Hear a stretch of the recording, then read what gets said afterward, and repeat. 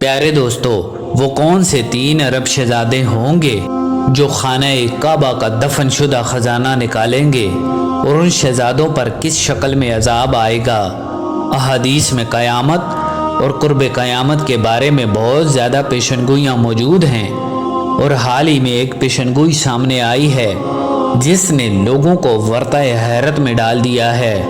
اور لوگ یہ سوچنے پر مجبور ہو گئے ہیں کہ آخر عرب کے اندر یہ فتنہ کیسے اٹھ سکتا ہے جو خود ہی کعبہ پر حملہ آور ہو جائے۔ البتہ یہ حقیقت ہے، اور جس حدیث کے بارے میں ہم بات کر رہے ہیں اس حدیث کو پڑھ کر اندازہ ہو جاتا ہے کہ مسلمانوں کا ایمان آخری وقت میں کس قدر کمزور ہو جائے گا،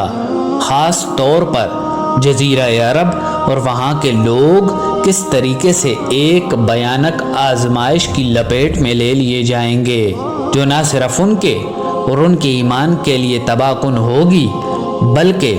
ان کی جان و مال کے لیے بھی نہایت تباہ کن ثابت ہوگی۔ اور وہ کون سا عرب شہزادہ ہوگا جو خانہ کعبہ پر حملہ کرنے کی کوشش کرے گا، اور اس وقت امام مہدی کس طریقے سے اسے روکیں گے، اور وہ کون سا لشکر ہوگا جو امام مہدی کے مقابلے کے لیے روانہ کیا جائے گا، لیکن اس لشکر کو زمین میں دھسا دیا جائے گا، اور وہ کون سا لشکر ہوگا جو امام مہدی کی مدد کے لیے روانہ ہوگا، لیکن اس لشکر میں کچھ لوگ ایسے بھی ہوں گے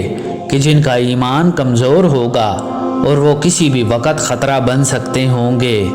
یہ تمام باتیں ہماری آج کی اس ویڈیو کا موضوع ہیں، لہٰذا آپ سے گزارش ہے کہ ہماری اس ویڈیو کو آخر تک ضرور دیکھیے گا۔ پیارے دوستو، حضرت عبداللہ بن مسعود رضی اللہ تعالیٰ عنہ سے مروی ہے کہ قیامت قائم نہیں ہوگی یہاں تک کہ عرب میں مختلف خلیفوں کے 3 بیٹے یعنی 3 شہزادے خانہ کعبہ کے نیچے دفن شدہ خزانے کے بارے میں آپس میں جھگڑا نہ کریں، اور ان شہزادوں کے درمیان ایک خون ریز جنگ نہ چھڑ جائے۔ خانہ کعبہ شروع سے ایسے نہیں تھا جیسے آج ہم اسے دیکھ رہے ہیں۔ جب حضرت اسماعیل علیہ السلام اور ان کی والدہ بی بی ہاجرہ نے مکہ میں رہنا شروع کیا تو اس وقت بنو جرم نامی قبیلہ بھی بی بی ہاجرہ کی اجازت سے وہاں آباد ہوا، کیونکہ وہاں پر زمزم کا کنواں بھی موجود تھا۔ وقت گزرتا گیا یہاں تک کہ ایک دن آیا جب قریش نے، جو بنو اسماعیل کی اولاد میں سے تھے، کئی صدیاں بیت جانے کے بعد بنو جرم کو مکہ سے نکال دیا، اور بنو جرم بھاگنے سے پہلے اپنا تمام تر خزانہ، جس میں خانہ کعبہ کا خزانہ بھی شامل تھا،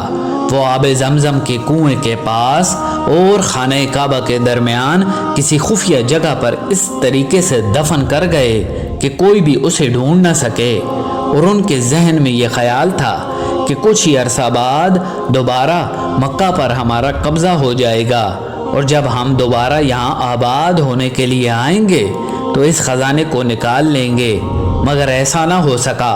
اور مکہ مستقل طور پر بنو اسماعیل یعنی قریش کے قبضے میں چلا گیا۔ خانہ کعبہ کا یہ خزانہ جو مختلف ادوار میں کعبہ کے لیے وقف کیا گیا تھا، اور یہ خزانہ کچھ چھوٹا موٹا خزانہ نہیں تھا بلکہ اس خزانے میں سونے چاندی اور مختلف چیزوں کے بڑے بڑے حصے شامل تھے۔ چونکہ یہ لوگوں نے اپنی مرضی سے کعبہ کے لیے وقف کر دیا تھا تو اس خزانے کو کسی بھی طریقے سے استعمال میں نہیں لایا جا سکتا اور نہ ہی اسے چھوا جا سکتا ہے، اور یہ خزانہ نہایت قدیم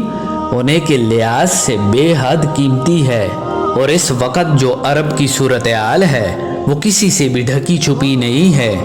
ایک طرف تو پورے عرب میں بے حیائی اور فحاشی کو فروغ دیا جا رہا ہے، اور دوسری جانب وہاں پر قائم حکومتیں تیزی سے ختم ہوتے ہوئے دنیا میں اپنے اثر و رسوخ اور شہزادوں کی فضول خرچیوں سے کم پڑتے خزانے کی وجہ سے انتہائی پریشان ہیں۔ پیارے دوستو، وسائل کی کمی ہمیشہ دنیا میں جنگ کا باعث بنتی ہے، اور رسول خدا صلی اللہ علیہ وآلہ وسلم کی اس حدیث میں واضح اشارہ موجود ہے کہ عالم عرب کی مسلم حکومتیں بجائے اس کے کہ وہ وسائل کا انتظام کسی جائز اور حلال طریقے سے کریں، بلکہ انہوں نے خانہ کعبہ کے خزانے پر نظر رکھی ہوئی ہے، اور اس طرح وہ خانہ کعبہ کا تقدس پامال کرنے کی کوشش کریں گی۔ عرب کے مختلف خلافتوں کے یہ 3 شہزادے کون ہوں گے، جن کے بارے میں زیادہ قیاس آرائیاں تو نہیں کی جا سکتی؟ البتہ یہ دیکھنا ضروری ہے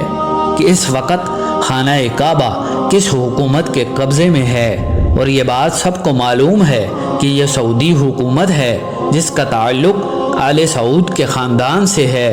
اور مکہ مکرمہ کی شریف فیملی کو اقتدار سے ہٹا کر حکومت سنبھالنے والا یہ خاندان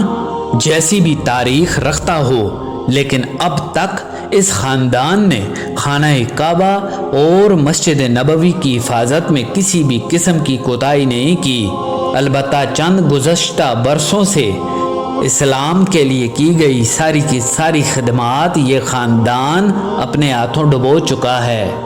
اور پچھلے چند سالوں سے سعودیہ میں حکومت کرنے والے پرنس محمد بن سلمان سعودی تاریخ کے سب سے زیادہ لبرل اور آزاد خیال مسلمان حکمران، جو اپنی زیادہ پالیسیز اور حرکتوں کی وجہ سے پوری دنیا میں بدنام ہو چکے ہیں، اور یہ شہزادہ مال و دولت کے لحاظ سے بھی سب سے آگے ہے، اور اس کے ساتھ ساتھ یہ شہزادہ سعودی حکومت کو ایک مالدار حکومت بنانے کے لیے پرعزم ہے، اور اس شہزادے نے اپنے اسی مفاد کے حصول کے لیے فلسطینی مسلمانوں کے خون سے بھی غداری کی، اور عالمی طاقتوں کو ان کا خون سستے داموں بیچ کر اپنے مفادات حاصل کیے۔ یہ بات وثوق سے نہیں کی جا سکتی، لیکن اندازہ لگایا جا سکتا ہے کہ پرنس محمد بن سلمان شاید وہ شہزادے ہوں جو خانہ کعبہ کے دفن شدہ خزانے کو نکالنے کی کوشش کریں اور یوں کعبہ کے تقدس پر حرف آ جائے۔